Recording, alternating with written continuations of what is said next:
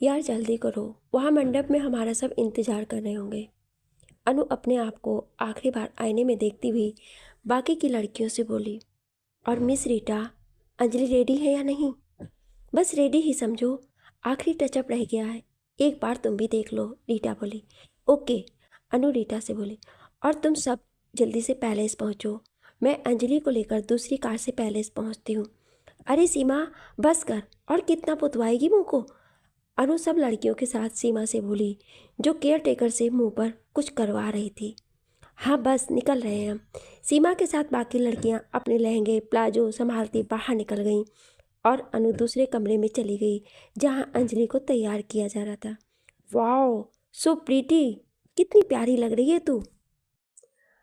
अंजलि को तो देखती रह गई। क्या सच में मैं अच्छी लग रही हूँ? अंजलि अपना दुपट्टा सही करते हुए बोली। सो गॉर्जियस यार, ये गोल्डन कलर तुम पर बड़ा प्यारा लग रहा है। संजय तो आज गया, वो तो तुम्हें देखते ही बेहोश हो जाएगा। अनु ने बेहोश होने की एक्टिंग की। चल हट पगली, जब देखो तब नौटंकी करती रहती है। अंजलि ने अनु की कमर पर हल्के से मारा। बाय द वे, संजय की कॉल पे कॉल आ रही थी। बंदा तुम्हें देखने के लिए मरा जा रहा होगा, तो तुम वीडियो कॉल करके अपना यह नशीला रूप दिखा दो। अरे नहीं यार, संजय बता रहा था कि वो लोग बारात लेकर निकल चुके हैं और मुझसे पूछ रहा था कि मैं पार्लर से निकली कि नहीं। ओ नो, तो फिर हमें जल्दी से पैलेस पहुंचना चाहिए, अंकल भी हमारा इंतज़ार कर रहे होंगे। अनु की सारी मस्खरी निकल गई। फिर वो दोनों जल्दी जल्दी कार तक पहुंची जहां ड्राइवर उनका इंतज़ार कर रहा था। उधर एशियाड पैलेस में विक्रम चौधरी मेहमानों के स्वागत में लगे हुए थे। आज उनकी इकलौती बेटी अंजलि की शादी उनके बिजनेस पार्टनर के बेटे संजय से हो रही थी।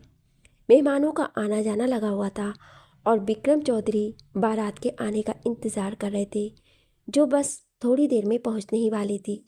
ड्राइवर, कार स्पीड थोड़ी तेज़ कर लो, नहीं तो जिस रफ्तार से तुम कार चला रहे हो तो हम वक्त पर एशियाड पैलेस नहीं पहुंच पाएंगे। अनु बड़े प्यार से जताकर बोली। जी मैडम जी। बेचारा ड्राइवर खिसिया गया और उसने कार की स्पीड और बढ़ा दी।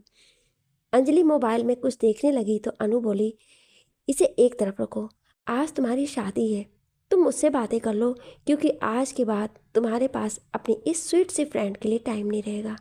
आज के बाद सारा वक्त संजय को जो देना है। अनु ने अंजलि से मोबाइल छीना।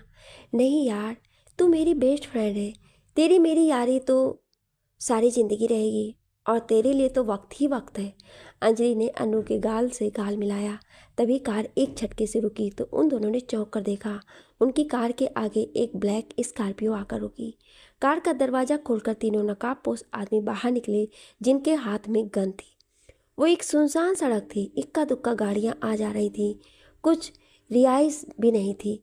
सड़क के दोनों तरफ झाड़ियां ही झाड़ियां थी। इससे पहले कि ड्राइवर कुछ समझ पाता, उन तीन आदमियों ने कार का दरवाज़ा खोलकर ड्राइवर को खींचकर बाहर निकाला और उसके सिर पर जोर से गन मारी, जिससे ड्राइवर बेहोश होकर जमीन पर गिर पड़ा। ये देखकर अनु और अंजलि की चीख निकल गई। फिर दो आदमियों ने गन पॉइंट पर अनु और अंजलि को बाहर आने को कहा। वो दोनों डर से कांपती हुई कार से बाहर निकली। फिर उन दोनों को अपनी नाक और मुंह पर किसी चीज़ का एहसास हुआ और वो दोनों बेहोश होती चली गई। इस लड़की को यहीं इसी कार में रहने दो और इस दुल्हन को स्कॉर्पियो में डालो और ले चलो, एक नकाबपोश बोला। अंजलि को कार में डालकर वो नकाबपोश आदमी कार को भगा ले गए। ये सब इतनी जल्दी हुआ कि आती जाती गाड़ियों ने भी कुछ नोट नहीं किया। कार अपनी पूरी रफ्तार से भाग रही थी कि तभी एक नकाबपोश ने फ़ोन कान से लगाया और बोला, काम हो गया। गुड। दूसरी तरफ से कोई बोला, आगे क्या करना है तुम जानते हो। ओके सर, नकाबपोश बोला। कोई गलती नहीं होनी चाहिए, दूसरी तरफ से कहकर फ़ोन काट दिया गया। नकाबपोश ने पीछे मुड़कर देखा, सजी हुई दुल्हन क्लोरोफार्म की वजह से बेहोश पड़ी हुई थी।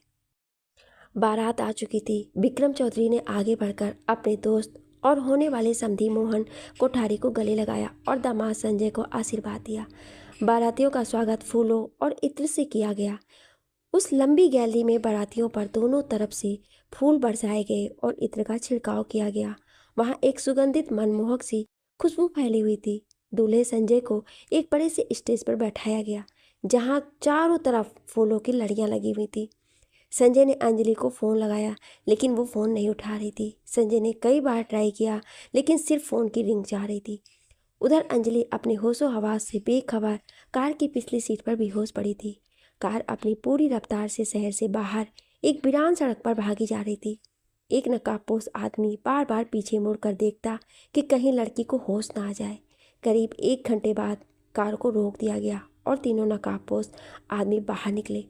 वहाँ पहले से ही एक और कार खड़ी थी और उस कार में 2 आदमी बैठे हुए थे। वो दोनों आदमी नकाबपोश आदमियों को देखकर बाहर निकले। उनमें से एक आदमी ने नकाबपोश आदमियों को रुपए की गड्डी दी और उन्हें जाने के लिए कहा। तीनों नकाबपोश आदमी दूसरी कार में बैठकर वहाँ से चले गए। फिर वे दोनों आदमी भी उस कार में बैठे जिसमें अंजलि बेहोश पड़ी हुई थी। जिस आदमी ने नकाबपोश आदमियों को रुपए दिए थे उसने पीछे की सीट पर अंजलि को देखते हुए कार स्टार्ट की और अपने बराबर में बैठे हुए दूसरे आदमी से बोला, जो पीछे अंजलि को ही देख रहा था, अब आगे का सारा काम तुम्हारा है। मैं बस यहाँ तक ही तुम्हारी मदद कर सकता था साहिल। तुम बेफिक्र रहो मत, अब मैं सब संभाल लूँगा। एक बार फिर सोच लो साहिल, क्या तुम सही कर रहे हो? अमर ने साहिल को समझाया। मैं जो कर रहा हूँ सही कर रहा हूँ। साहिल ने गुस्से में सजी सवरी अंजलि को देखा। उसकी आंखें गुस्से की वजह से लाल हो रही थी। इस दिन का मुझे कब से इंतजार था। अभी तो ये शुरुआत है, आगे आगे देखो मैं क्या करता हूँ। जो भी करो संभाल कर करना, क्योंकि ये मामला आगे जाकर तूल पकड़ सकता है। हाँ। अमर ने कार रोकी और बोला, साहिल मैं यहीं उतर जाता हूँ। अमर कार से बाहर आ गया और स्टीयरिंग साहिल ने संभाल लिया और अमर से बोला, मुझे वहाँ की पल पल की खबर करते रहना। अब तक तो वहाँ भूचाल आ गया होगा। अगर कोई ज़रूरी काम हो तो ही मुझसे मिलने आना। तुम्हें पता है मैं कहाँ मिलूँगा। ओके। फिर साहिल कार भगा ले गया और अमर दूर जाती कार को देखता रहा। साहिल ने कार जंगल की तरफ जाने वाली सड़क पर डाल दी।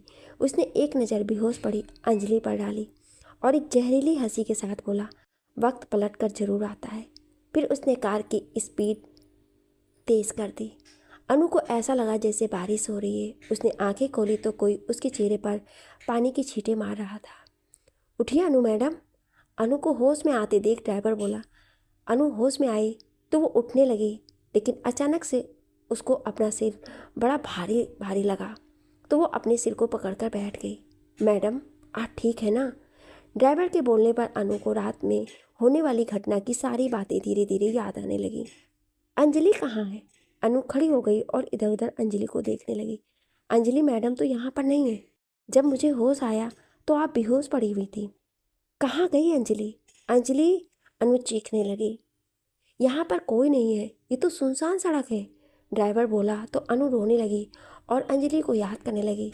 सुबह का सूरज निकल चुका था, पूरी रात बीत गई थी। आज तो अंजलि की शादी थी, लेकिन अंजलि कहाँ है? तुम कहाँ हो अंजलि? अंजलि, अनु बोलने के साथ साथ रोती भी जा रही थी। अनु मैडम अब हमें चलना चाहिए। पता नहीं वहाँ पर बड़े साहब का क्या हाल हो रहा होगा, वहाँ के क्या हालात होंगे। चलो। लेकिन तुम्हारे सिर से खून बह रहा है। अनु ने अपने आंसू साफ किए और ड्राइवर के सिर से बहते हुए खून को देखा। कोई बात नहीं मैडम, वैसे भी ये खून सूख चुका है। आप जल्दी कार में बैठें, हमें चलना चाहिए। वो दोनों कार में बैठने लगे तो तभी उन्हें मोबाइल की रिंग सुनाई थी। ये तो अंजलि की मोबाइल की रिंग है। मोबाइल कहाँ से बज रहा है, ढूंढो। अनु और ड्राइवर मोबाइल को इधर उधर ढूंढने लगे। मैडम जी, आवाज़ तो कार में से आ रही है। मोबाइल बजना बंद हो चुका था। वो दोनों अंजलि का मोबाइल ढूंढने में लग गए और थोड़ी देर बाद में उन्हें मोबाइल मिल गया। अनु ने मोबाइल चेक किया तो उसमें अंकल और संजय की बहुत सी मिस्ड कॉल आई हुई थी। अनु ड्राइवर के साथ घर के लिए रवाना हो गई। घर पर सब बेहद परेशान थे। अनु ने घर पहुंचते ही रात की आप बीती सुनाई। विक्रम चौधरी अपना सिर पकड़कर बैठ गए। मोहन कोठारी ने पुलिस को बुलाने की बात कही तो विक्रम चौधरी ने मना कर दिया, ये कहकर कि हमारी इज्जत का मामला है। अब अगर हम पुलिस को बुलाएंगे तो ये बात सोसाइटी में फैल जाएगी कि विक्रम चौधरी की बेटी की शादी की रात ही अपहरण हो गया। बहुत बेइज्जती होगी हमारी। वो तो वैसे भी हो गई है। रात भर सब मेहमान दुल्हन का इंतजार करते रहे लेकिन वो नहीं आई। कैसी कैसी बातें सुनाकर गए हैं मेहमान। ये बात तो अब वैसे भी फैल जाएगी। अंजलि का अपहरण हुआ है, लेकिन लोग तो यही कहेंगे कि लड़की भाग गई। मोहन कोठारी ने रात लोगों के मुंह से अनाप शनाप सुना था। बहुत बेइज्जती हुई थी उनकी, वो इस बात से बौखलाए हुए थे। लेकिन हम ऐसे हाथ पर हाथ रखकर तो नहीं बैठ सकते। हमें ये भी नहीं पता कि वो अपहरणकर्ता क्या चाहते हैं। संजय परेशान था। आखिर अंजलि उसकी मोहब्बत और होने वाली पत्नी थी। जब तक अपहरणकर्ताओं का फ़ोन नहीं आता हम कुछ भी नहीं कर सकते। लेकिन इस घटना को काफ़ी वक्त हो चला है। अब तक उन अपहरणकर्ताओं का फ़ोन आ जाना चाहिए था, मोहन कोठारी बोले। विक्रम चौधरी अंजलि के लिए परेशान थे। कहाँ होगी उनकी बेटी, किस हाल में होगी, वो ये सोचकर परेशान थे। संजय ड्राइवर और अनु से रात में होने वाली एक एक बात मालूम कर रहा था। कितने आदमी थे, कैसे दिखते थे, ये घटना किस जगह पर हुई। अनु खुद रात की घटना से डरी हुई थी। सुनसान रात का वो मंजर एकदम उसकी आंखों में आ गया और वो रोने लगी। संजय ने उसे चुप कराया और वो एक एक बात फिर से बताने लगी। प्लीज़ आप लोग कुछ कीजिए, पता नहीं अंजलि किस हाल में होगी। वो लोग अंजलि के साथ कुछ गलत ना कर दें। अनु फिर से रोने लगी, लेकिन वो सब कर भी क्या सकते थे सिवाय इंतज़ार के। अंजलि को धीरे धीरे होश आने लगा। उसने अपनी आंखें खोली। उसे अपना सिर दर्द से फटता हुआ महसूस हुआ। उसने अपने चूड़ी भरे हाथों से अपने सिर को पकड़ा और उठकर बैठ गई। उसकी आंखें बंद थीं। उफ, मेरा सिर, कहते हुए उसने आंखें खोली, लेकिन अपने आसपास की जगह को देखकर वो चौंक गई। ये मैं कहाँ हूँ? आज तो मेरी शादी। अचानक से उसे रात में होने वाली घटना याद आई। नहीं, अंजलि कहते हुए दरवाजे की तरफ भागी। उसने दरवाज़ा खोलने की कोशिश की, लेकिन दरवाज़ा बाहर से बंद था। अंजलि दरवाजे को हिला हिलाकर खोलने की कोशिश करती रही, लेकिन उसकी कोशिश नाकाम होती रही। फिर उसने दरवाजे को हथौड़ी से पीटना शुरू कर दिया और चीखने लगी, खोलो दरवाज़ा, मुझे बाहर निकालो। लेकिन उसकी बात का कोई जवाब नहीं आया। कोई है? मुझे बाहर निकालो प्लीज़, मुझे जाने दो। अंजलि चीखती रही, चिल्लाती रही, दरवाजे को पीटती रही, जिससे उसके हाथ की बहुत सी चूड़ियाँ भी टूट गईं। कोई जवाब ना पाकर वो रोने लगी। प्लीज़ दरवाज़ा खोलो, मुझे जाने दो, जाने दो मुझे। वो दरवाजे से लगी रोते रोते नीचे बैठती चली गई। वो रोती जा रही थी और बोलती जा रही थी, और बाहर इसी चेयर पर बैठा साहिल सब सुन रहा था। और चीखो, चिल्लाओ अंजलि चौधरी, मैं तुम्हारी ये चीखें ही तो सुनना चाहता हूँ। साहिल ने सोचते हुए चेयर की बैक से सिर टिकाकर आंखें बंद कर ली। बहुत देर तक अंजलि रोती रही, और जब उसकी बात का कोई जवाब नहीं आया तो उसने मेहंदी लगे हाथों से अपने आंसू पोंछे और उठकर भारी लहंगा संभालती वापस उस जगह आकर बैठ गई जहाँ वो बेहोश पड़ी थी। वो लकड़ी की टूटी हुई चारपाई थी। अंजलि ने चारों तरफ देखा। वो एक छोटा सा कमरा था जिसकी दीवारें लकड़ी के तख्तों से बनाई गई थी। लकड़ी के तख्तों का ही दरवाज़ा लगा हुआ था, जो देखने में बहुत कमज़ोर लग रहा था। लेकिन वो इतना कमज़ोर भी नहीं था, क्योंकि वो अभी थोड़ी देर पहले दरवाजे को हिलाकर देख चुकी थी। कोई खिड़की झरोखा वहाँ नहीं था, बस तख्तों से बनी छत में रोशनी के लिए थोड़ी सी जगह खुली हुई थी। वो कमरा नहीं था, बल्कि एक दरबा था, जैसे मुर्गी को पकड़कर उसके दड़बे में डाल दिया जाता है, ऐसे ही उसे भी यहाँ लाकर डाल दिया गया था। वो भी मुर्गी की तरह डरी सहमी चारपाई के एक कोने में बैठ गई और घर के बारे में सोचने लगी। डैड, संजय, अनु, वो कैसे होंगे? और रात पैलेस में क्या हुआ होगा? मेरे मंडप ना पहुँचने पर लोगों ने क्या कहा होगा? मुझे कैरेक्टरलेस कहा होगा और ना जाने क्या क्या। ये सोचकर अंजलि की आंखों में आंसू आ गए। छत से सूरज की किरणें अंदर आ रही थी, मतलब पूरी रात बीत गई। रात का मंजर एक बार फिर उसकी आंखों में आ गया। वो बंदूकधारी लोग कौन थे, और मुझे इस तरह यहाँ लाने का उनका क्या मकसद है? क्या चाहते हैं ये लोग? डैड, आप कहाँ हो? भाभी, नाश्ता जल्दी लाएं, मुझे कॉलेज के लिए देर हो रही है। ला रही हूँ, इतनी उतावली क्यों हो रही हो? अनामिका ने जल्दी से गिलास में दूध दिया। ओहो, 10 तो यहीं बच गए हैं। भाभी, मेरी क्लास मिस हो जाएगी, जल्दी करो। गौरी घंटे की तरफ देखकर बोली। ये लो मैडम आपका नाश्ता। अनामिका ने दूध और आमलेट की प्लेट गौरी के आगे कर दी। थैंक्स मेरी प्यारी भाभी। भाभी की बच्ची, पहले तो ये बताओ, आजकल तुम इतनी जल्दी कॉलेज के लिए कैसे निकल जाती हो, जबकि तुम्हारे क्लासेस तो 11 बजे शुरू होती है। आमलेट खाती गौरी का हाथ रुक गया। बस ऐसे ही भाभी, वो फाइनल है तो पढ़ाई भी ज़्यादा करनी है। बुआ, फिर तो आप अपनी क्लास में फर्स्ट आ जाओगी। अरे मेरे लड्डू, अपनी खोपड़ी में इतना दिमाग कहाँ कि हम फर्स्ट आ जाएं। बस अच्छे नंबरों से पास हो जाए, यही गनीमत है, गौरी ने अपने 6 साल के भतीजे से कहा, जिसे वो प्यार से लड्डू बुलाती थी। अच्छा भाभी, अब मैं निकलती हूँ। गौरी जल्दी से अनामिका से गले मिलके और लड्डू को प्यार करके बैग कंधे पर डालकर बाहर निकल गई। साहिल ने आंखें खोली और चेयर पर ऐसे ही लेटे लेटे झूलने लगा। वो कुछ सोच रहा था, फिर उसने एकदम चेयर को रोका और खड़ा हो गया। साइड में मेज़ पर रखी मिट्टी की छोटी सी सुराही से पानी लेकर साहिल ने पिया और वापस अपनी जगह पर आकर बैठ गया और फिर से आंखें बंद कर ली। अंजलि अपनी जगह पर बैठे बैठे सोचों में गुम थी कि बाहर किसी के आहट की आवाज़ से वो खड़ी हो गई और दरवाजे की तरफ बढ़ी। दरवाज़ा खोलो, कोई है, दरवाज़ा खोलो। साहिल ने आंखें खोली। कोई है, मुझे बाहर निकालो, दरवाज़ा खोलो। अंजलि दरवाजे से लगी बोल रही थी, कोई है, प्लीज़ मुझे बाहर निकालो, भगवान के लिए दरवाज़ा खोलो। साहिल ने सुनकर आंखें बंद कर ली और आराम से बैठ गया। अपनी बात का कोई जवाब ना पाकर अंजलि फिर से अपनी जगह पर जाकर बैठ गई और संजय के बारे में सोचने लगी। वो दोनों एक दूसरे से कितनी मोहब्बत करते हैं। उसे याद आया कल पार्लर आने से पहले संजय ने उसे मैसेज किया था कि अंजलि, जब तुम तैयार हो जाओ तो अपना दुल्हन का रूप सबसे पहले मुझे दिखाना, मैं वीडियो कॉल करूँगा।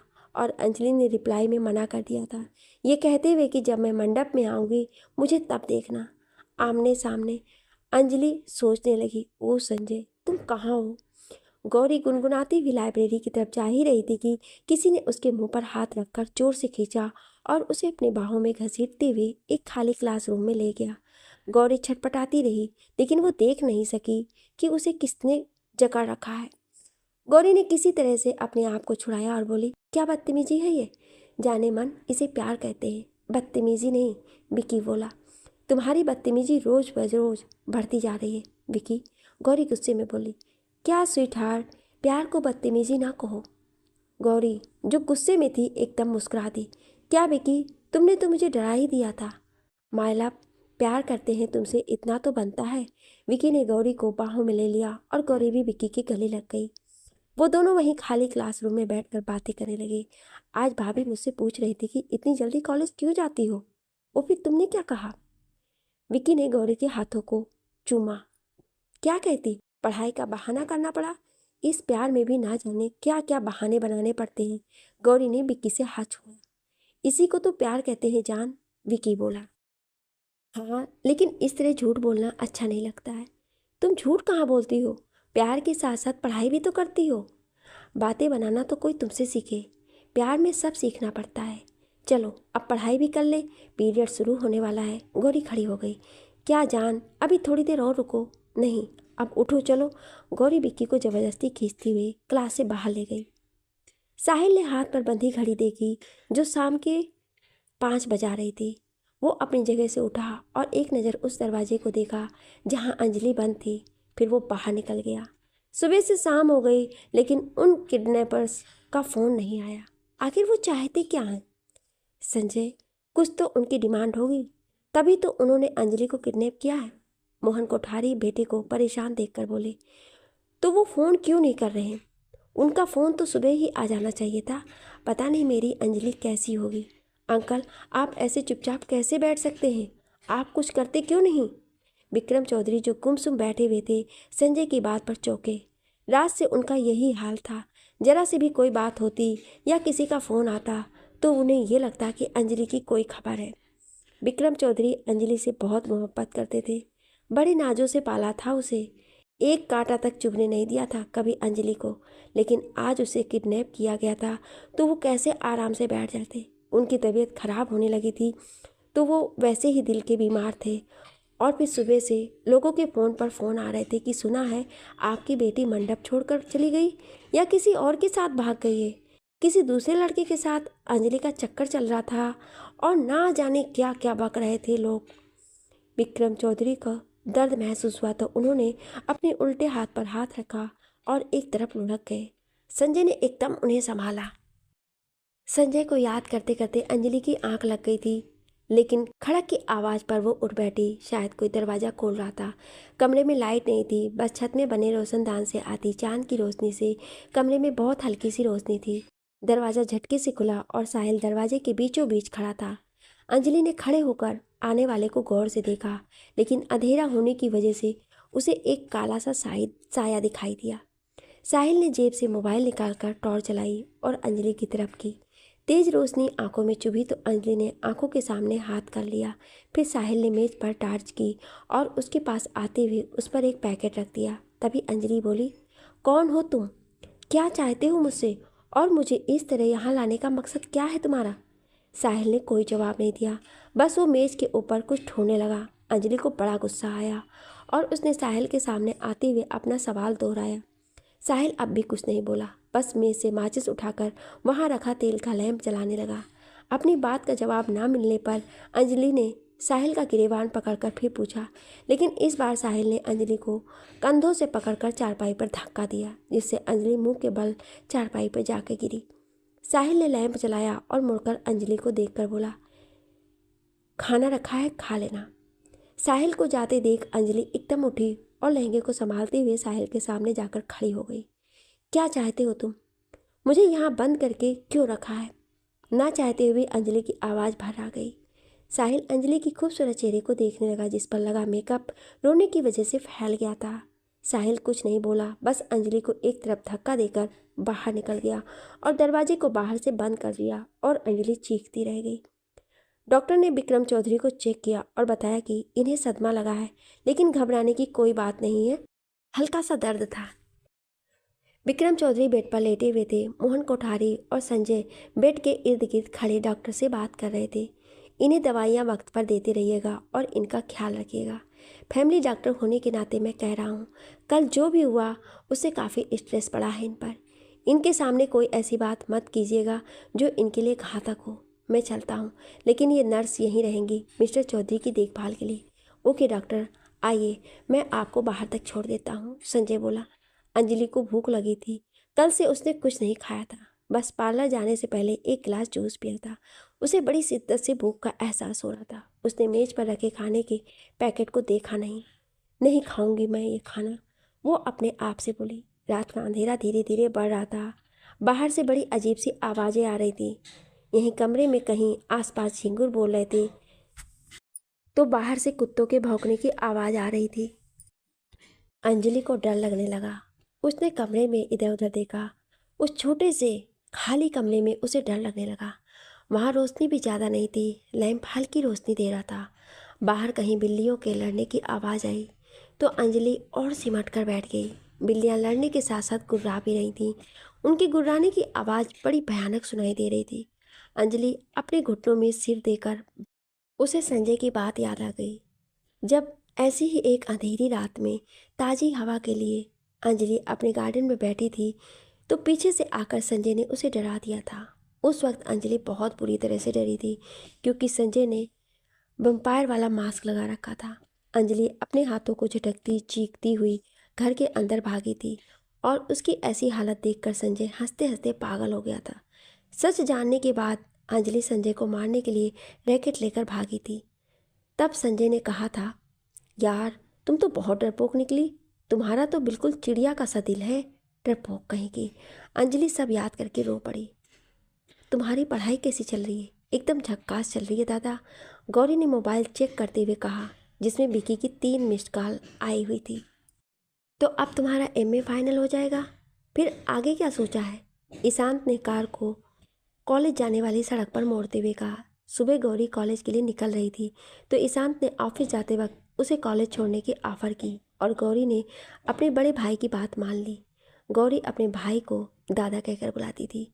दोनों भाई बहन एक दूसरे पर जान छिड़कते थे। माँ बाप के मरने के बाद दोनों ही एक दूसरे का सहारा थे। अभी सोचा नहीं है दादा, लेकिन मैंने सोचा है कि तुम्हारी शादी कर दूँ किसी अच्छे लड़के से। ईशांत मुस्कुराया। दादा दादा अभी मुझे मेरे पेपर तो देने दीजिए। तो मैं कौन सा अभी कर रहा हूँ, मैं तो पेपर के बाद की बात कर रहा हूँ। आपको छोड़कर मैं कभी नहीं जाऊँगी। गौरी गुस्सा हो गई। मेरी प्यारी बहना, ससुराल तो एक दिन हर लड़की को जाना होता है, लेकिन मैं नहीं जाऊँगी। बल्कि जिस लड़के से आप मेरी शादी करेंगे ना, तो उसे विदा करा के हम अपने घर ले आएंगे, फिर हम साथ में रहेंगे। गौरी की बात पर ईशांत ने कहा लगाया, ये अच्छी कही तुमने, लेकिन ऐसे लड़के मिलने ज़रा मुश्किल है। ये सुनकर गौरी भी हंसने लगी। साहिल ने पेपर कप में चाय की और एक बिस्किट का पैकेट लेकर दरवाज़ा खोला। दरवाज़ा खोलते ही उसकी नज़र अंजलि पर पड़ी, जो चारपाई पर आड़ी तिरछी पड़ी हुई थी। उसका दुपट्टा चारपाई के एक कोने पर पड़ा हुआ था। साहिल ने गौर से अंजलि को देखा। रोने की वजह से अंजलि की आंखों का मेकअप फैला हुआ था। गाल पर आंसू के निशान जम गए थे। बाल भी बेतरतीब हो रहे थे। बालों में लगा फूलों का गजरा सूख चुका था।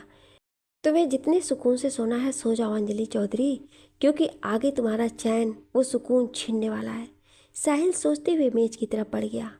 8 पर अंजलि की आंख खुल गई। रात डरते डरते पता नहीं किस पहर उसकी आंख लग गई थी। वो साहिल को देखकर उठ बैठी। साहिल ने मेज पर चाय और बिस्किट का पैकेट रखा और खाने के पैकेट को जैसे का तैसा रखे देख अंजलि की तरफ मुड़कर देखा, जो उसे ही देख रही थी।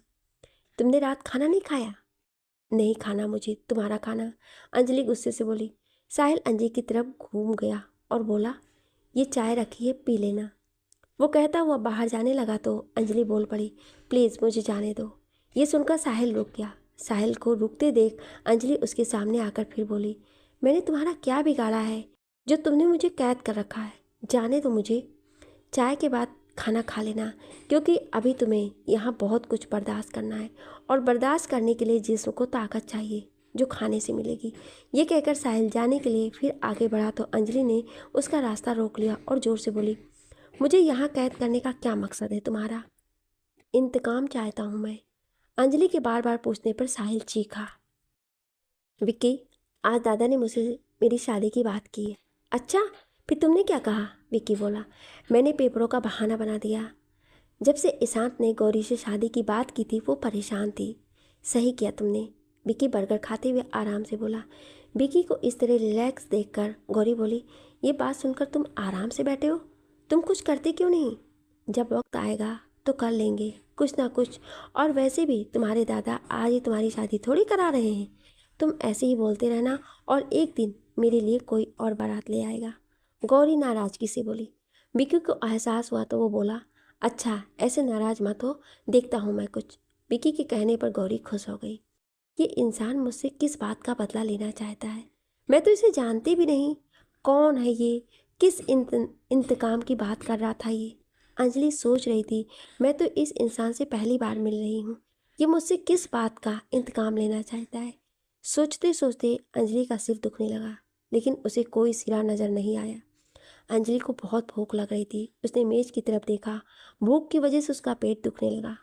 भूख क्या होती है आज एहसास हो रहा है।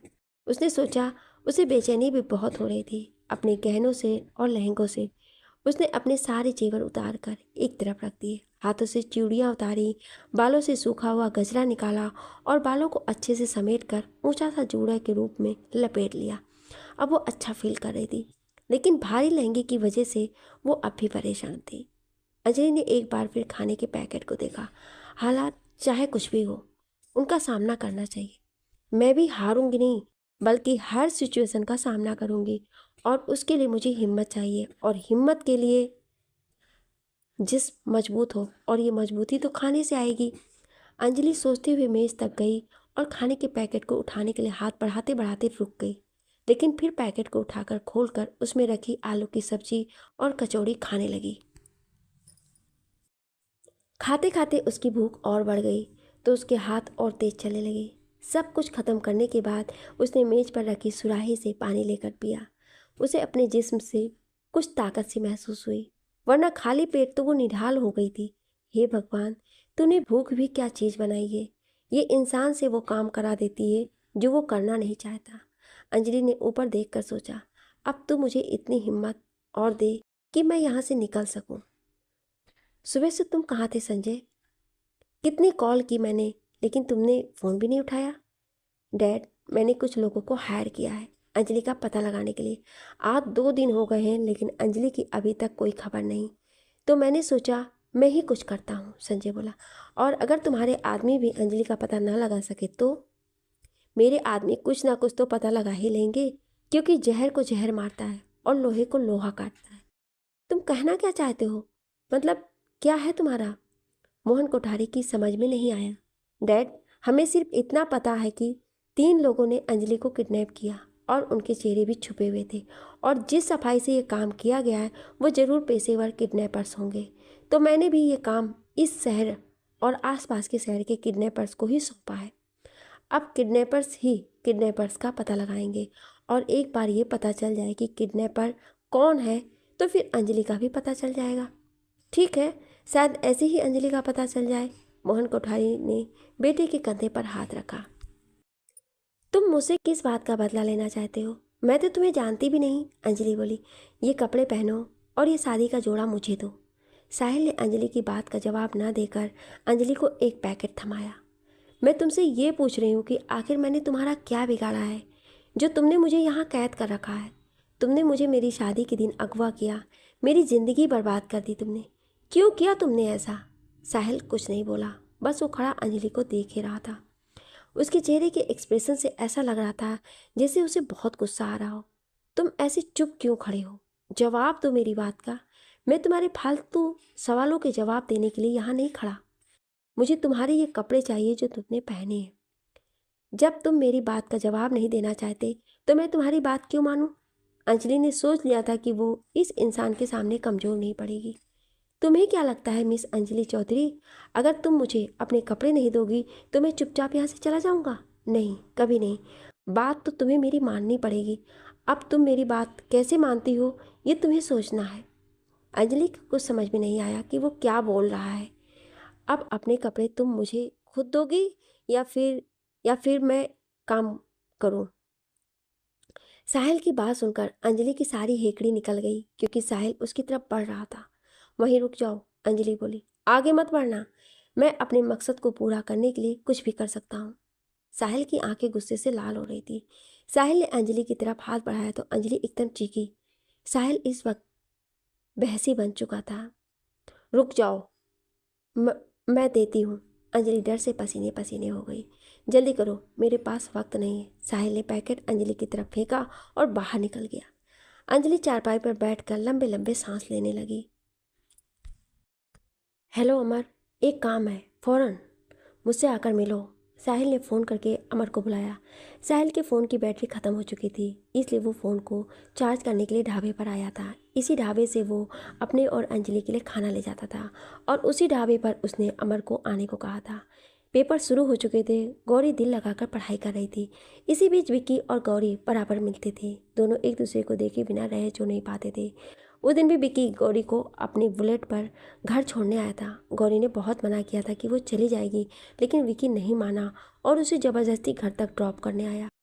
गौरी ने विक्की से घर से कुछ दूरी पर बुलेट रोकने को कहा था, लेकिन विक्की ने गौरी को घर के दरवाजे पर ही छोड़ा। गौरी को डर था कि कोई विक्की और गौरी को एक साथ ना देख ले, इसलिए गौरी ने विक्की को जल्दी वापस जाने को कहा और विक्की मुस्कुराते हुए चला गया। विक्रम चौधरी तकिए के सहारे बेड पर बैठे हुए थे, और संजय उनके पास बैठा बता रहा था कि वो अंजलि को ढूंढ कर रहेगा। हमें अंजलि की जल्द ही जल्द कोई ना कोई खबर मिलेगी। मेरे आदमी काम पर लगे हुए हैं, आप बेफिक्र रहें अंकल। अंजलि का जल्द ही पता चल जाएगा, और जिसने भी ये काम किया है मैं उसे छोड़ूंगा नहीं। तुम मेरी अंजलि से सच्चा प्यार करते हो। अगर तुम्हारी जगह कोई और होता तो वो अब तक मेरी बेटी को छोड़कर जा चुका होता। विक्रम चौधरी बोले। उनकी आवाज़ लड़खड़ा रही थी। और तुम मेरा भी कितना ख्याल रख रहे हो, ये मेरा फ़र्ज़ है अंकल। सुनिए अंकल। जी बेटी बोलो, गेटकीपर बोला। अंकल, ये पैकेट उन सर ने दिया है। छोटी बच्ची ने पैकेट गेटकीपर को दिया। इस पैकेट में क्या है बेटी? गेटकीपर ने भवें सिकोड़ कर पैकेट को देखा। पिछले 2-3 दिन से जो हो रहा था उसकी वजह से गेटकीपर चौकन्ना था। मुझे नहीं पता अंकल, मुझे तो वहाँ कार में बैठे एक अंकल ने ये पैकेट आपको देने को कहा कि आप ये पैकेट अंदर दे आना। बच्ची ने कॉलोनी के कोने पर खड़ी कार को देखकर कहा। ये बात सुनकर गेटकीपर उस कार की तरफ दौड़ा, लेकिन वो कार अपनी जगह से जा चुकी थी। गेटकीपर ने कार को जाते हुए देखा तो वो वापस अपनी जगह आया और कुछ सोचते हुए उस बच्ची से वो पैकेट ले लिया। अमर ने बहुत समझदारी और चालाकी से पैकेट गेटकीपर तक पहुंचाया ताकि वो गेटकीपर की नज़रों में ना आए। ये वही पैकेट था जो साहिल ने अमर को दिया था। अच्छा अंकल, मैं चलता हूँ। अंजलि की खबर मिलते ही मैं सबसे पहले आपको बताऊंगा। संजय खड़ा हो गया। अपना ख्याल रखना संजय। जी अंकल, संजय कहते हुए कमरे से बाहर निकल गया। और जाते हुए नर्स को विक्रम चौधरी का ख्याल रखने को कहा। संजय कार में बैठ रहा था कि गेट कीपर भागता हुआ आया और उसे वो पैकेट दिया और संजय को सारी बात बताई। संजय ने उलट पुलट कर पैकेट देखा और गेट कीपर से बोला, तुमने उस कार वाले को देखा? नहीं साहब, कार बहुत दूर थी। तो फिर कार का नंबर? नहीं साहब, वो भी नहीं देख पाया। गेट कीपर बोला, साहब उस कार वाले ने मुझे अपनी तरफ भागते देख लिया था, इसलिए वो अपनी कार को भगा ले गया। ठीक है, तुम जाओ, लेकिन आगे से ध्यान रखना। यहाँ आसपास किसी भी तरह की हलचल देखो तो मुझे ज़रूर बताना। संजय कहता हुआ पैकेट पकड़े घर के अंदर आ गया। संजय बहुत देर तक पैकेट को देखता रहा। फिर उसने उस कागज़ को फाड़कर उसमें हाथ देकर जो निकाला, उसे देखकर संजय दंग रह गया। संजय के हाथ में अंजलि की शादी का जोड़ा था। वो उन कपड़ों को अच्छे से पहचानता था क्योंकि संजय और अंजलि ने मिलकर अपनी पसंद से ये शादी का जोड़ा खरीदा था। कौन हो तुम?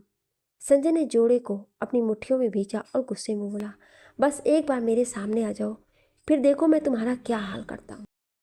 मैं तुम्हें जानती नहीं, पहचानती नहीं, कभी तुमसे मिली नहीं, फिर तुम मुझसे किस बात का बदला ले रहे हो? साहिल खाने का पैकेट देने आया तो अंजलि ने उससे पूछा, मैं तुम्हारे सवालों के जवाब देने का पाबंद नहीं हूँ। हो, बिल्कुल हो। इस वक्त मेरे साथ जो हो रहा है वो क्यों हो रहा है, मैं ये जानने का हक रखती हूँ। मैं तुम्हें जानती नहीं। तुम कौन हो, क्या करते हो, तुम्हारा नाम क्या है, ये भी मैं नहीं जानती। फिर मैंने तुम्हारे साथ ऐसा क्या कर दिया जो तुम मुझसे ऐसा बदला ले रहे हो? अंजलि गुस्से से चीखी। वक्त आने पर तुम्हें तुम्हारे सवालों के जवाब मिल जाएंगे, साहिल कहते हुए बाहर निकल गया। गौरी, सुबह जो लड़का तुम्हें छोड़ने आया था, तुम उसे कैसे जानती हो? अनामिका ने साइड टेबल पर दूध का गिलास रखते हुए पूछा। ओ, तो भाभी ने मुझे विकी के साथ देख लिया।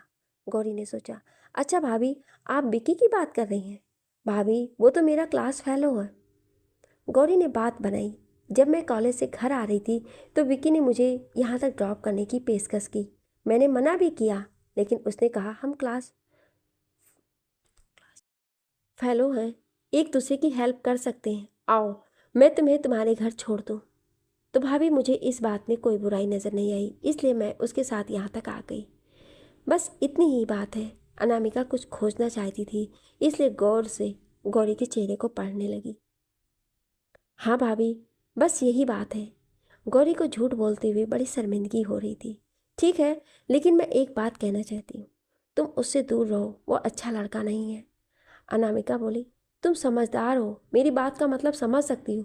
मैं विक्की को जानती हूँ, वो अच्छा लड़का नहीं है। जी भाभी, ज़्यादा देर तक पढ़ाई मत करना, दूध पीकर जल्दी सो जाना, अनामिका कहती हुई कमरे से बाहर निकल गई। गौरी शर्मिंदा होने लगी। उसे भाभी से झूठ नहीं बोलना चाहिए था। क्या ये अच्छा होता अगर मैं भाभी को सब बता देती? आखिर एक दिन तो भाभी को सब पता चलना ही है। चलो कोई बात नहीं, भाभी बहुत अच्छी हैं, वो मेरी फीलिंग्स को ज़रूर समझेंगी। लेकिन भाभी ने ऐसा क्यों कहा कि विकी अच्छा लड़का नहीं है, और भाभी उसे कैसे जानती हैं? गौरी सोचने लगी, भाभी को कोई गलत फहमी हुई होगी विक्की को जानने में। गौरी बेड पर लेटकर सोचने लगी, फिर अपने पास में सो रहे लड्डू को प्यार करके खुद भी सो गई। मैं कब तक यहाँ ऐसे बंद रहूँगी? मुझे कुछ करना होगा, लेकिन क्या करूँ? अंजलि चारपाई पर लेटी सोचने लगी। उसकी नज़र छत में बने रोशनदान पर थी। यहाँ से कैसे भागूँ? ये रोशनदान तो बहुत ऊंचाई पर है। नहीं, कुछ और सोचना पड़ेगा। मुझे यहाँ से कैसे भी करके निकलना है। अंजलि करवट लेकर लेट गई। सोच अंजलि सोच, उसका दिल उससे बोला। तूने बहुत सी फिल्में देखी है ऐसी, जहाँ कुछ ना कुछ जतन करके लोग कैद से भाग निकलते हैं। अपने दिमाग को दौड़ा अंजलि। फिर उसके दिमाग में एक आइडिया आया और सब कुछ सोचकर वो सो गई कि उसे क्या करना है। साहिल दरवाज़ा खोलकर अंदर आया, लेकिन चारपाई पर अंजलि को ना पाकर उसने मेज की तरफ देखा। अंजलि वहाँ पर भी नहीं थी। तभी दरवाजे के पीछे छिपी अंजलि ने साहिल के मारने के लिए हाथ में ली हुई सुराही ऊपर उठाई। आहट की आवाज़ पर साहिल ने पीछे मुड़कर देखा। तभी अंजलि ने सुराही से साहिल के सिर पर वार किया। अपने आप को बचाते बचाते भी साहिल अंजलि के वार से नहीं बच पाया और सुराही माथे पर लगने से घायल हो गया और एक आह के साथ माथे पर हाथ रखे पीछे की तरफ गिर गया। अंजलि ने घायल साहिल को देखा, जो ज़मीन पर चारपाई से लगा माथे पर हाथ रखे करहा रहा था। उसके माथे से खून निकल रहा था। अंजलि ने सुराही वहीं फेंकी और दरवाजे से बाहर निकल गई। और बाहर जाने का रास्ता ढूंढने लगी, जो उसे जल्दी मिल गया। वो जल्दी से दरवाज़ा पार करके घर से बाहर आ गई, लेकिन वो बाहर का नज़ारा देखकर हैरान थी, क्योंकि अंजलि को लकड़ी से बने उस घर के चारों तरफ पेड़ ही पेड़ दिखाई दे रहे थे। जहाँ तक भी अंजलि की नज़र गई वहाँ तक पेड़ ही पेड़ थे। वो एक जंगल था जिसको बीचों बीच अंजलि खड़ी थी। अंजलि की समझ में नहीं आया कि वो किस तरफ जाए, लेकिन तभी उसने साइड में बहते पानी की तरफ देखा और वो उसी पानी के समीप भागने लगी। अनामिका, मुझे तो राहुल पसंद है, अपनी गौरी उसके साथ खुश रहेगी। आप सरोज आंटी के बेटे राहुल की बात कर रहे हैं? अनामिका ईशान से बोली। हाँ, वही राहुल। सरोज आंटी ने राहुल के लिए गौरी का हाथ मांगा है। ये तो बहुत अच्छी बात है। अब तो राहुल भी जॉब से लग गया है और फिर हम सरोज आंटी की फैमिली को अच्छे से जानते भी हैं। तुम गौरी से बात करके देखो, देखो वो क्या कहती है राहुल के बारे में। ईशांत बोला। मैं सोच रही थी कि पहले गौरी अपने एग्ज़ाम से फ्री हो जाए, फिर मैं उससे इस बारे में बात करूं, क्योंकि वो एग्ज़ाम के बाद राहुल के बारे में आराम से सोच पाएगी। ये भी सही है। ठीक है, तो तुम अपने तरीके से गौरी से बात कर लेना। ये काम गोमजी और उसके 2 साथियों का है। अभी कुछ दिन पहले ही गोमजी ने ये कॉन्ट्रैक्ट लिया था, तो तुम गोमजी को पकड़ो और उससे पूछो कि उसने किसके लिए यह काम किया था और उस लड़की को कहाँ रखा है। संजय ने फ़ोन पर चीख कर कहा।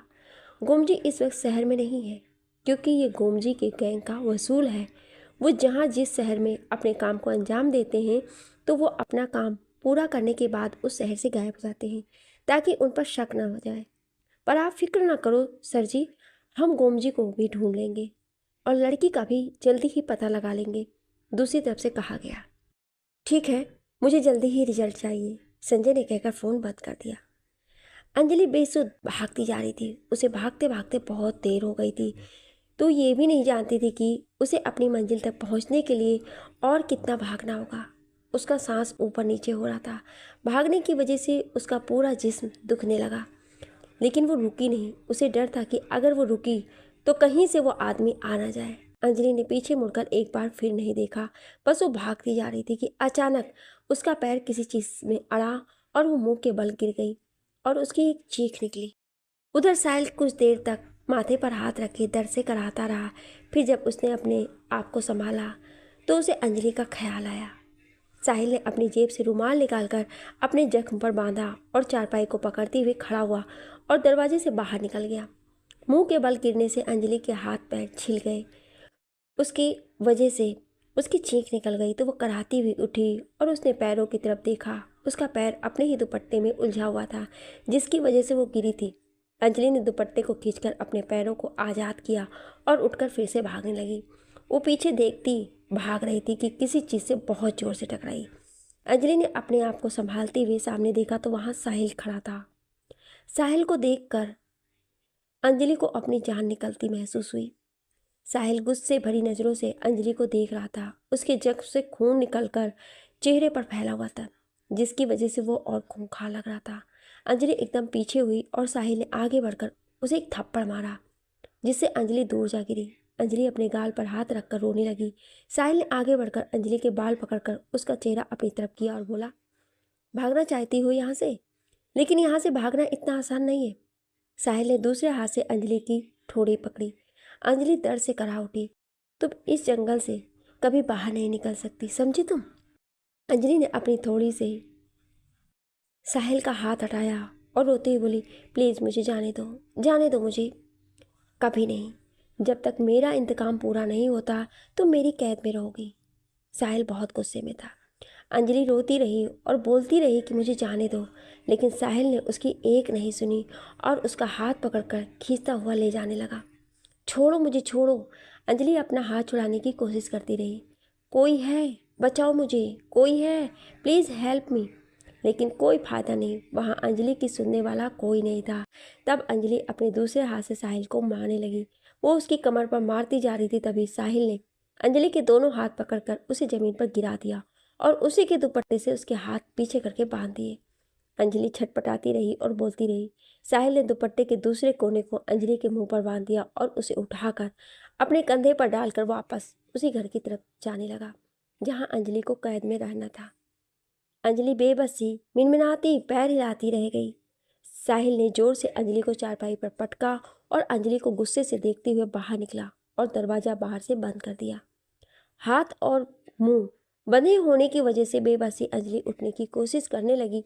बड़ी मुश्किल से उठी और अपना मुंह और बंधे हुए हाथ दुपट्टे से आज़ाद करने लगी, लेकिन वो कामयाब नहीं हो पाई। फिर वो दरवाजे के पास जाकर अपने पैर दरवाजे पर मारने लगी। साहिल लड़खड़ाता हुआ बाहर आया और दरवाजे को पकड़कर खड़ा हो गया। उसने बहते हुए पानी को देखा और अपने आप को संभालते हुए पानी की तरफ बढ़ गया।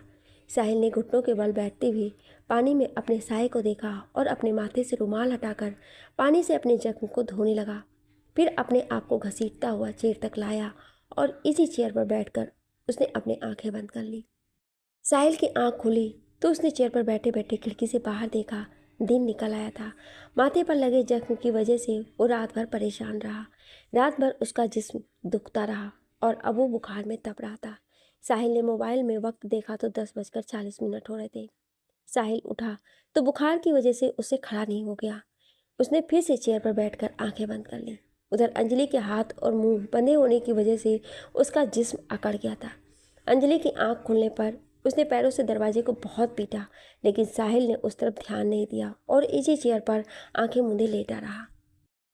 देखो सर जी, हम कॉन्ट्रैक्ट लेते हैं तो हम ये नहीं देखते कि सामने वाला कौन है और वो ये काम क्यों करवा रहा है, गोमती संजय से बोला। संजय के आदमियों ने गोमजी को ढूंढ निकाला और अब वो संजय के सामने बैठा वो सब बता रहा था जो उसे पता था। कुछ तो जानते होंगे तुम उसके बारे में जिसने तुमसे ये काम करवाया, संजय बोला। ज़्यादा तो नहीं जानता, बस इतना पता है कि वो 2 आदमी थे और जिसने मुझे रुपए दिए थे उसका मैंने सिर्फ चेहरा देखा था, उसका नाम क्या है ये मैं नहीं जानता। गोमजी बोला, मैं सिर्फ इतना ही जानता हूँ सर जी, इससे ज़्यादा मैं कुछ नहीं जानता। साहिल ने दरवाज़ा खोला। अंजलि बेसुध पड़ी थी, उसके हाथ पीछे की तरफ बंधे थे। वो औंधे मुंह पड़ी चारपाई पर सो रही थी। साहिल ने आगे बढ़कर अंजलि के हाथ और मुंह पर बंधा दुपट्टा खोला और बाहर आकर दरवाज़ा बंद कर दिया। साहिल ने कुछ सोचते हुए अमर को फ़ोन किया। 1 घंटे बाद अमर साहिल के सामने सामान के साथ मौजूद था। तुम्हें चोट कैसे लगी? अमर ने साहिल की ड्रेसिंग करते हुए पूछा। बस यार, रात अंधेरा होने की वजह से पैर फिसल गया था, लेकिन मुझे तो लग रहा है जैसे किसी ने कोई भारी चीज़ तुम्हारे सिर पर दे मारी है। यार आराम से कर, साहिल बोला। देख यार, ये सब मत कर, अब बस कर, अमर बैंडेज करते हुए बोला। तेरे कहने का मतलब है मैं सब कुछ भूल जाऊं? साहिल को गुस्सा आ गया। रिलैक्स यार, मेरे कहने का मतलब है इतना सबक बहुत है, अब ये सब यहीं रोक दे। अमर ने साहिल के कंधे पर हाथ रखा। बाकी का काम समाज खुद कर देगा। ये जो समाज के ठेकेदार है ना, ये अच्छे अच्छे लोगों को जीने नहीं देते। बात करने की आवाज़ पर अंजलि की आंख खुल गई और वो उठ बैठी। उसने देखा उसके हाथ और मुंह खुले हुए थे। वो दरवाजे से लगी बाहर की बातें सुनने लगी। उसे बातें साफ सुनाई दे रही थी। ठीक है, अब तुम निकल यहाँ से, साहिल बोला। अंधेरा होने वाला है, रात होने से पहले तू शहर लौट जा। ठीक है, लेकिन मेरी बात पर गौर करना, अमर कहता हुआ बाहर निकल गया। गौरी आज आखिरी पेपर देकर लौटी थी और वो बहुत खुश थी। अनामिका ने गौरी को खुश देखकर उससे राहुल की बात कर डाली, लेकिन गौरी ने अनामिका को अपने और विकी के बारे में बताया तो अनामिका गुस्से में बोली, उस दिन मेरे पूछने पर तो तुमने कुछ और ही बताया था। भाभी, उस दिन मैंने आपसे झूठ बोला था और इस बात पर मैं बहुत शर्मिंदा भी हूँ, लेकिन भाभी मेरा कोई गलत इरादा नहीं था। मैंने सोचा था पेपर्स हो जाने के बाद मैं आपको और अपने और विक्की के बारे में सब बता दूंगी, गौरी बोली। गौरी, विक्की अच्छा लड़का नहीं है। उसने ना जाने कितनी लड़कियों को अपने प्यार के जाल में फंसाकर बर्बाद किया है। भाभी, आपको गलत फहमी हुई है। विक्की ऐसा नहीं है। मुझे कोई गलत फहमी नहीं हुई है। मैं विक्की को बचपन से जानती हूँ, क्योंकि वो डैड के दोस्त का बेटा है। वो किसी एक लड़की के लिए कभी सीरियस नहीं होता, वो सिर्फ टाइम पास करता है। और तुम्हारे साथ भी वो यही कर रहा है, अनामिका बोली। नहीं, ऐसा नहीं है। ऐसा ही है गौरी, मैं और ईशान दोनों एक दूसरे से प्यार करते थे और शादी करना चाहते थे, लेकिन मेरी हाई सोसाइटी वाली फैमिली को गरीब ईशान कभी पसंद नहीं आया। मैं ईशान को बहुत चाहती थी, इसलिए अपना सब कुछ छोड़कर तुम्हारे भाई से शादी करके यहाँ सेटल हो गई। और उस दिन 8 साल बाद मैंने विक्की को तुम्हारे साथ देखा तो मैंने उसे देखते ही पहचान लिया। भाभी, ये 8 साल पहले की बात है। चले, मैं आपकी बात मान लेती हूँ कि विकी ऐसा था, लेकिन भाभी, विकी मेरे साथ सीरियस है। अब वो ऐसा नहीं है। मैं नहीं मानती कि विकी बदल सकता है, और अगर वो सच में बदल गया है तो उससे कहो कि वो तुमसे शादी कर ले। अपने माँ बाप को लेकर आए तुम्हारा हाथ मांगने के लिए। अनामिका बोली, ठीक है भाभी, मैं विक्की से बात करती हूँ। गौरी बोली। रोशनदान से आती सूरज की किरणें सुबह होने की गवाही दे रही थी। अंजलि चुपचाप लेटी उन किरणों को देखने लगी। साहिल ने दरवाज़ा खोला और अंजलि को गुस्से भरी नज़रों से देखते हुए उसे खाने का पैकेट देकर बाहर निकलकर दरवाज़ा बंद कर दिया, और अंजलि साहिल के सिर पर बंधी पट्टी को देखती रह गई। यार, मान गए तुझे। तू तो इस खेल का उस्ताद निकला। आखिर तू हमसे शर्त जीत ही गया। हाँ भाई, गौरी अपने आप को बड़ी पारसा समझती थी, किसी को भाव ही नहीं देती थी। विक्की और उसके यार दोस्त बैठे बातें कर रहे थे, लेकिन विक्की ने गौरी पर अपने प्यार का ऐसा जादू किया कि बेचारी घायल हुए बिना ना रह सकी। सबकी बातें सुनकर विक्की हंस पड़ा। पेपर ख़त्म होने की खुशी में आज यार दोस्तों का जमावाड़ा लगा हुआ था, और वो सब एक दूसरे से विक्की की तारीफ कर रहे थे। इस बात से बेखबर कि गौरी खड़ी सब सुन रही थी। यार, जैसा तूने कहा था वैसा ही हुआ। आज गौरी तेरे प्यार में पागल है। जो तू उससे करने को कहेगा वो वही करेगी। गौरी के कानों में किसी की आवाज़ आई। वैसे यार, अब आगे क्या सोचा है तूने? कहीं गौरी तेरे गले ही ना पड़ जाए। कोई दूसरा बोला, तभी उनमें से एक की नज़र गौरी पर पड़ी तो उसने विक्की से कहा। विक्की ने मुड़कर गौरी को देखा, जो उसे ही देख रही थी। विक्की गौरी को देखकर हैरान था, और गौरी अपने आंसू पोंछती हुई वहाँ से भागती चली गई। गौरी, गौरी, मेरी बात तो सुनो। विक्की गौरी के पीछे भागा। गौरी भागती जा रही थी। विक्की ने उसका हाथ पकड़कर खींचा। छोड़ो मुझे, गौरी चीखी। मेरी बात सुनो गौरी। अब कुछ सुनने को बाकी नहीं रहा मिस्टर विक्की। गौरी अपना हाथ छुड़ाकर जाने लगी। मेरी बात तो सुनो गौरी, जो तुमने सुना वो पूरा सच नहीं है। विक्की ने गौरी को कंधों से पकड़ा। मुझे तुम्हारी कोई बात नहीं सुननी। गौरी ने अपने आप को छुड़ाया। तुमने मेरे साथ प्यार का खेल खेला, मेरी फीलिंग्स का फ़ायदा उठाया। मैं तुम्हें कभी माफ़ नहीं करूँ, कभी नहीं। ऐसा नहीं है गौरी, मैं तुमसे बहुत प्यार करता हूँ। विकी बोला। मैं तुमसे सच्चा प्यार करता हूँ गौरी, बहुत प्यार करता हूँ तुमसे। अब मुझे तुम्हारी किसी बात पर यकीन नहीं, क्योंकि मेरा यकीन तोड़ने वाले तुम खुद हो। नफरत करती हूँ मैं तुमसे। गौरी रोती हुई वहाँ से चली गई, और विकी खड़ा देखता रह गया। गौरी रोती हुई घर पहुँची। भाभी, मैं राहुल से शादी के लिए तैयार हूँ।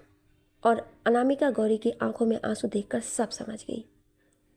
साहिल बहुत देर से कार चला रहा था। बराबर में बैठी अंजलि ने कई बार उससे पूछा कि वो उसे कहाँ ले जा रहा है, लेकिन साहिल कुछ नहीं बोला। जवाब ना मिलने पर अंजलि चुप हो गई। साहिल ने कार रोक दी, और अंजलि सामने अपने घर को देखकर हैरान थी।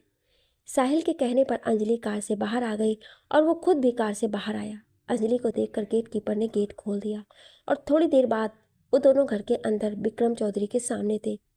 साहिल के बारे में जानकर विक्रम चौधरी का पारा हाई था। इतना गुस्सा आपकी सेहत के लिए अच्छा नहीं है विक्रम चौधरी। तुम्हारी इतनी हिम्मत कि पहले मेरी बेटी को किडनैप किया और फिर उसे वापस घर तक छोड़ने भी आ गए। विक्रम चौधरी गुस्से में बोले।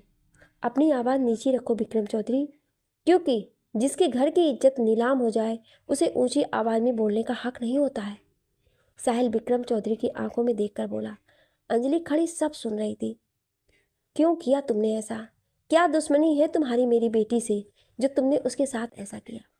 तुम्हारी बेटी से नहीं, तुमसे है मेरी दुश्मनी। तुमसे बदला लेने के लिए मैंने ये सब किया। साहिल बोला। कैसा बदला? विक्रम चौधरी बोले। यही तो अंजलि भी जानना चाहती थी। साहिल बहुत देर तक विक्रम चौधरी को देखे गया, और फिर बोला। गौरी वर्मा को तो तुम जानते ही हो ना, विक्रम चौधरी उर्फ विक्की। गौरी? तुम गौरी को कैसे जानते हो? विक्रम चौधरी की आवाज़ लड़खड़ाई। मैं उसी गौरी वर्मा का भतीजा हूँ, जिसकी मौत के जिम्मेदार तुम हो। विक्रम चौधरी के साथ साथ अंजलि भी चौंकी। विक्रम चौधरी, आज मैंने तुम्हारी बेटी के साथ वही किया जो आज से 22 साल पहले तुमने मेरी बुआ के साथ किया था।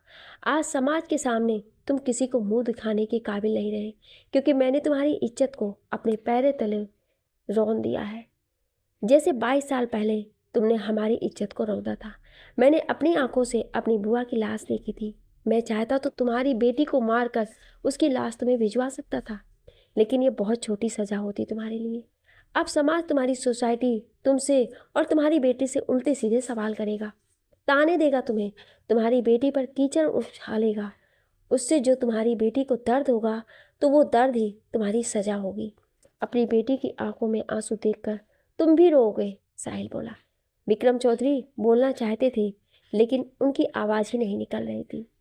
अब बैठकर अपने और अपनी बेटी के आंसू पोंछो, क्योंकि अब जिंदगी भर तुम्हें यही काम करना है, साहिल कहता हुआ घर से बाहर निकलता चला गया।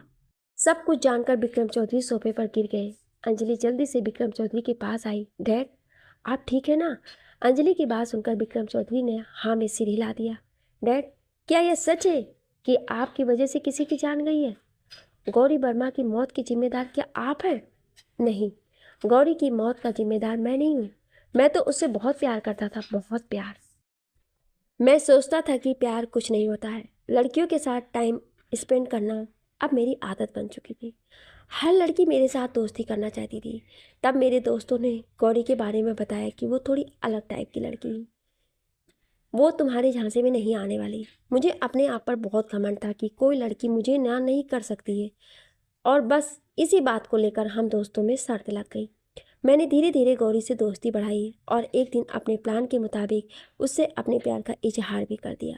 वक्त के साथ साथ गौरी की मोहब्बत मेरे लिए और बढ़ती जा रही थी। लेकिन एक दिन गौरी के सामने ये शर्त वाली बात खुल गई और वो मुझसे सारे रिश्ते तोड़कर चली गई। और उस वक्त मुझे पता चला कि गौरी के साथ प्यार का नाटक करते करते सच में प्यार करने लगा था।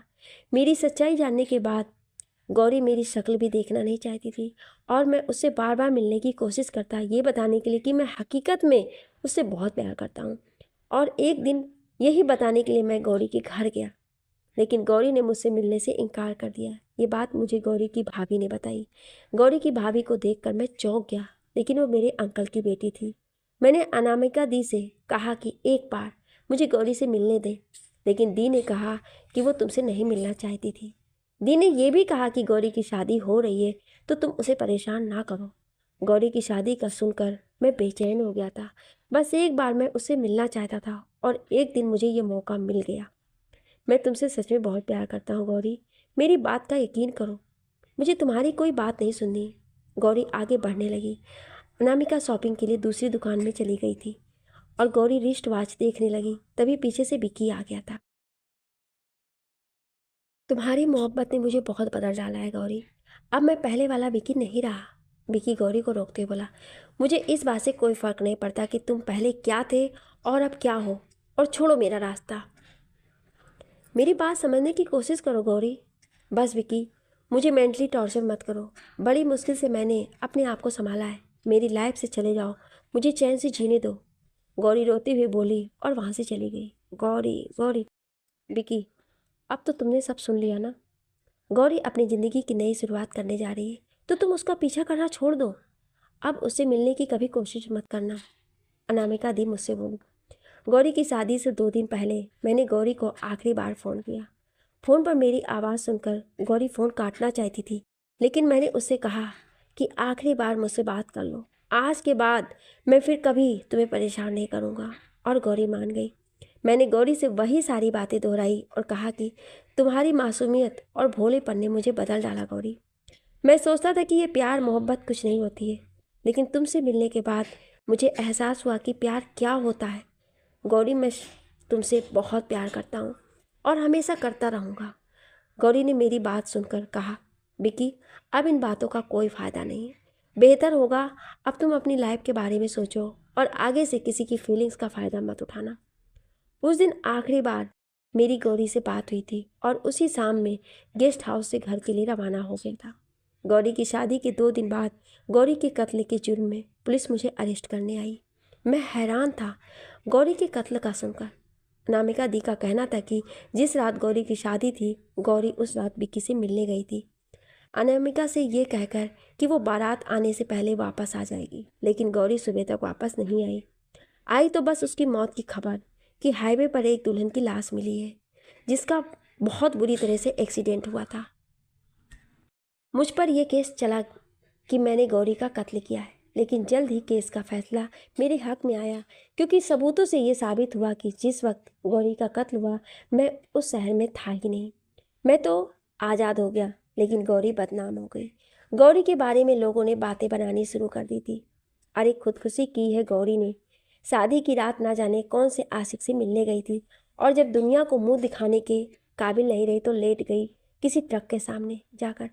ये समाज, ये लोग इसी तरह की उल्टी सीधी बातें बना रहे थे गौरी के बारे में। कुछ दिन बाद मैं अनामिका दी से मिलने गया तो उन्होंने मेरे मुंह पर थप्पड़ मारा और बोली, गौरी की मौत की जिम्मेदार तुम हो, सिर्फ तुम। मैंने दी को बहुत समझाया कि मैंने कुछ नहीं किया, लेकिन दी ये नहीं मानती रही कि गौरी को मैंने मारा है, उसे खुदकुशी के लिए मैंने उकसाया है। उस दिन के बाद से मैं अक्सर ये सोचता था कि गौरी अपनी शादी की रात मुझसे मिलने क्यों आई थी, और फिर उसने खुदकुशी क्यों की। विक्रम अंजलि को सारी बात बताकर खामोश हो गए। अंजलि सारी बात सुनकर रोने लगी। बेटी, मैं तुम्हारी कसम खाकर कहता हूँ, गौरी की मौत का जिम्मेदार मैं नहीं हूँ। मुझे आपकी बात पर यकीन है डैड। अंजलि अपने आंसू साफ करते हुए बोली, देखो विक्रम, ये संजय की जिंदगी है, मैं इसमें कोई इंटरफेयर नहीं करना चाहता। जब वो अंजलि से शादी करना चाहता था तो मैंने उसकी बात मान ली, और अब वो अंजलि से शादी नहीं करना चाहता तो अब भी मैंने उसे बात मान ली। तुम उसे समझाओ कि वो अंजलि के साथ ऐसा ना करे। आखिर संजय और अंजलि एक दूसरे से प्यार करते हैं। पिछले दिनों जो कुछ अंजलि के साथ हुआ उससे हमारी बहुत बेइज्जती हो गई है विक्रम। मोहन कोठारी अपनी जगह से उठ खड़ा हुआ। अगर संजय अंजलि से शादी करता है तो वो किस किस को जवाब देगा। आखिर को संजय सोसाइटी में बड़े बड़े लोगों के बीच उठता बैठता है, इसलिए अब तुम इस शादी को भूल ही जाओ।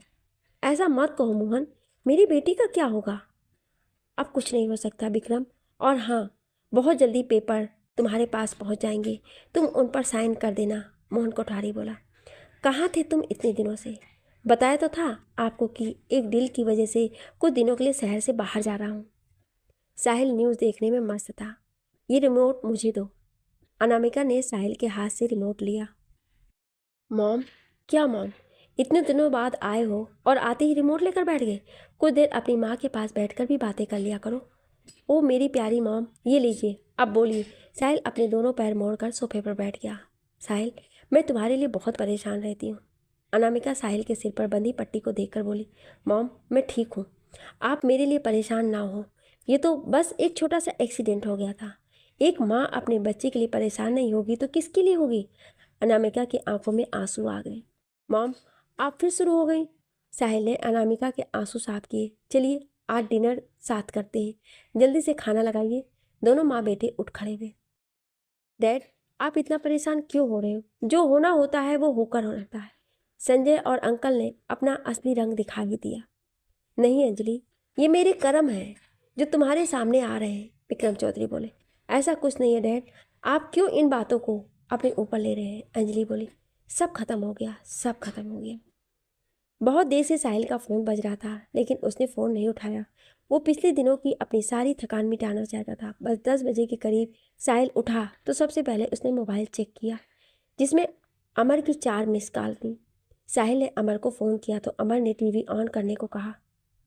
अब कहानी में आगे बहुत ही इंटरेस्टिंग होने वाला है, तो आप लोग कंटिन्यू बने रहिएगा और अपने प्यारे प्यारे कमेंट दे करके इसी तरह हमारा हौसला बढ़ाते रहिए। Thank you.